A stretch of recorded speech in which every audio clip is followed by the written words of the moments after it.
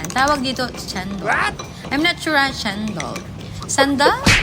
Uy, pero wag ka, masarap. Eh, yun na nga, dumating naman yung ating soup at tulang. Ayan, beef soup yan, Mima. Sobrang lamad, sobrang sarap, sobrang lasa. Ayan, pwede mo lagyan ng calamansi or anything else you want. English.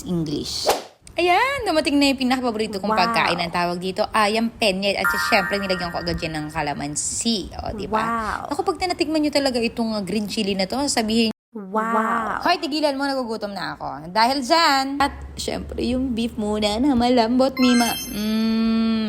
Tutumin ko talaga kayo dyan. With chili pa. Ayan, toppings. Ang sarap kasi talaga yan, Mima. Ayan, o. O, ayan, nahulog na siya. Kamaang ka lang ko ng tubig, Mima. At dahil gustong-gusto ko nga kayong painggitin, papakita ko na sa inyo paano ako sumubo. Sumubo ng pagkain, ha? Utak mo, be?